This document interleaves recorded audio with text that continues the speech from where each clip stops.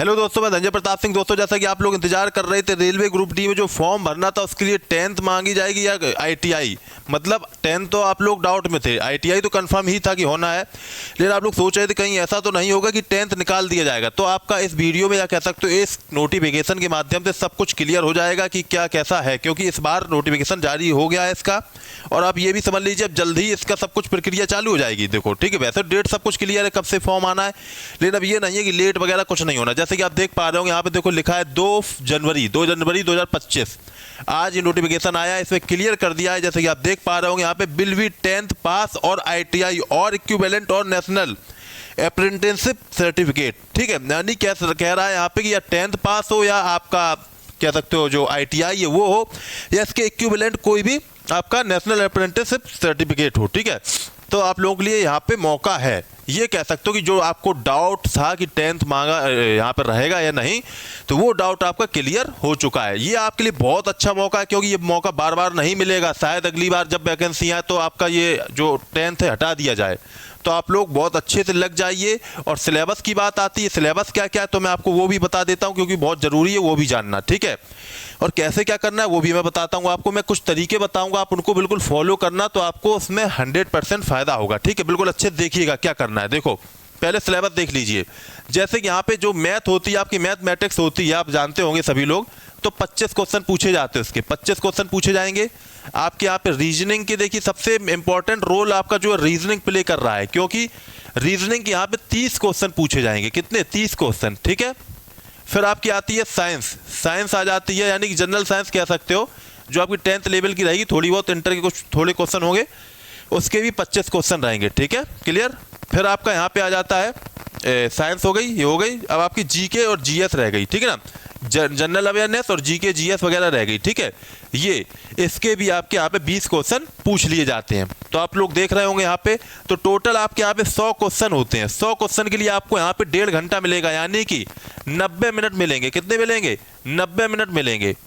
अब ये चाहे तो आप अच्छे से स्कोर कर सकते हो। कैसे कर सकते हो मैं आपको बताता हूँ। देखो यहाँ पे क्या करना है आपको, मैथ में जो 25 क्वेश्चन, इसमें मैं मान के चलता हूँ आप 20 क्वेश्चन कर पाएंगे। अगर आप देखो सबसे पहले क्या करिए, बेसिक कॉन्सेप्ट क्लियर करिए। बेसिक कॉन्सेप्ट कर लेंगे तो आप 20 क्वेश्चन आराम से कर पाएंगे, समझ लीजिए।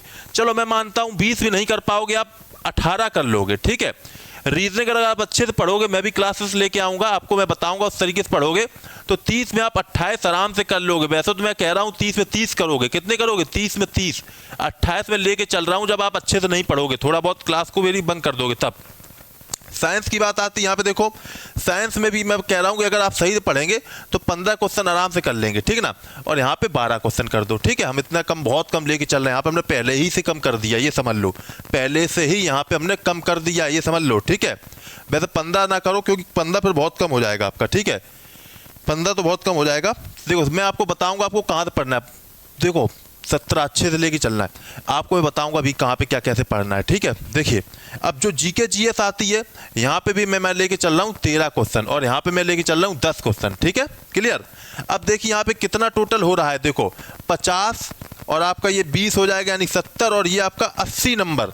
80 नंबर ये बन रहे हैं। ठीक है ना, और ये जुड़ के लगभग कुछ आपके 70 के आसपास ये बन जाएंगे। ठीक है, तो यानी कह सकते हो अगर आप 70 प्लस लाते हो तो आपका सिलेक्शन श्योर है। ठीक है, अगर आप अच्छे से कर लोगे चीज़ों को तो आपका सिलेक्शन हो जाएगा।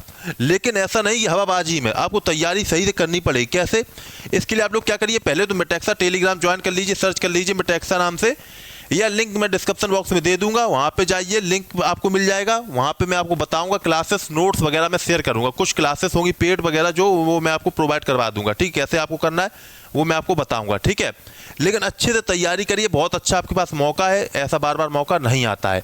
तो मुझे बस यही बताना था कि जो आपका ग्रुप डी है उसमें आपका 10th और ITI कोई भी हो आपका वहाँ पे चल जाएगा, उसके इक्विवेलेंट जो भी डिग्री है सर्टिफिकेट है वो चल जाएंगे। क्या क्या सर्टिफिकेट हो सकते हैं वो मैं आपको आगे बताऊंगा, अगर मैं जानकारी कुछ मुझे मिलती है तो मैं आपको बता दूंगा। अभी मैं नहीं बता सकता हूँ क्योंकि कुछ क्लियर है नहीं। ठीक है, कि क्या क्या उसके इक्विवेलेंट होगा। ठीक है, तो और कोई डाउट हो तो कमेंट बॉक्स में लिखिएगा, मैं देखूंगा तो मैं आपका उसको रिप्लाई कर दूंगा, या लगेगा ज़्यादा लोग पूछ रहे हैं तो उसका वीडियो बना दूंगा। ठीक है, तब तक के लिए सब लोग all the best, thank you, जय हिंद, जय भारत।